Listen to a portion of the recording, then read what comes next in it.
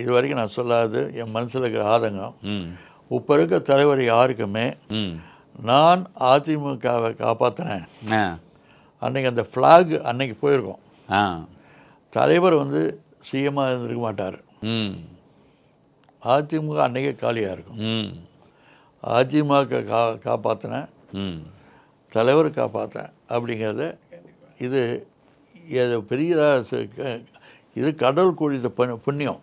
நிச்சயமாக. அதாவதுங்க இந்த பதிவை நான் பண்ணுறதுக்கே காரணம் என்னென்னா, நிறைய பேர் இப்போ யூடியூப்பில் பண்ணுறாங்க. ஆக்சுவலி என்னோடய ப்ரொஃபஷனல் சினிமா தானே. நான் இப்போ டிஎம் சௌந்தரராஜன் சார் வாழ்க்கை வரலாறு எடுத்து அதை வெளியிட்டு பார்த்துட்டு நம்ம சங்கிக்கிறதாங்க நம்ம.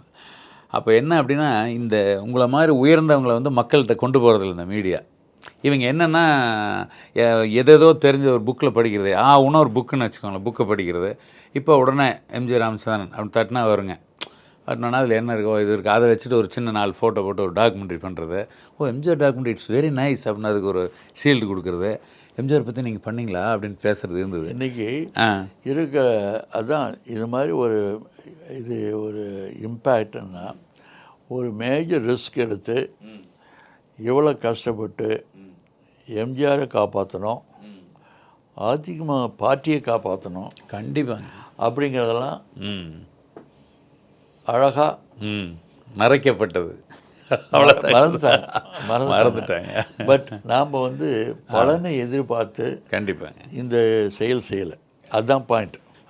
அதாவது இதெல்லாம் செஞ்சோம்னா இது வருங்கிறது. அதனால் எந்த விதமான பதவியோ எந்த விதமான ஃபேவரோ இன்னை வரைக்கும் அந்த இதை யூஸ் பண்ணி பொலிட்டிசைஸ் பண்ணி நம்ம இதை எடுக்கல. அதுதான் என்னுடைய கண்டிப்பாக ஸ்ட்ரென்த்து. இப்போ நாங்கள் இந்த பதிவு பண்ணிட்டு வந்ததில் இந்த முருகன் தேட்டர்னு ஒருத்தர் பதிவு பண்ணோம். அவர் அவ்வளோ க்ளோஸாக இருந்து புரட்சி தலைவர்லேருந்து எந்த இதுவும் எதிர்பார்க்கல. அவரும் அப்படி தான். இப்போது இதுக்கு அடுத்து நாங்கள் ஆல்ரெடி எடுத்துருக்கோம். தலைவர் குடியிருந்த ஹவுஸ் ஓனர் வீட்டு ஓனர் தங்கவேல்னு எடுத்துருக்கோம். அவங்க வந்து டவுன் பஸ்ஸில் தலைவர் வீட்டுக்கு போய் இறங்குவாங்களாம். 147 அந்த வீட்டு நம்பர் வால்டெக்ஸ் ரோடு குடியிருந்தார் சொன்னால் கேட்டு ஓப்பன். அவங்களும் தலைவர்கிட்டருந்து எதுவும் எதிர்பார்க்கல. ஸோ தலைவருக்கு செய்த அனைத்து ஒரு உண்மையாக இருந்தவங்க யாருமே தன்னை வெளியே எக்ஸ்பிரஸ் பண்ணிக்கல. நீ யாரோ உட்காந்துக்கிட்டு வந்து நாங்கள் எம்ஜிஆருக்கு நாங்கள் அப்படி பண்ணாங்க, அவர் இப்படி வந்தாருங்க, அவர் இது பண்ணாருன்னு சொல்லி பேசுகிறாங்க. இந்த மக்கள் வந்து அதை நம்புகிறாங்க.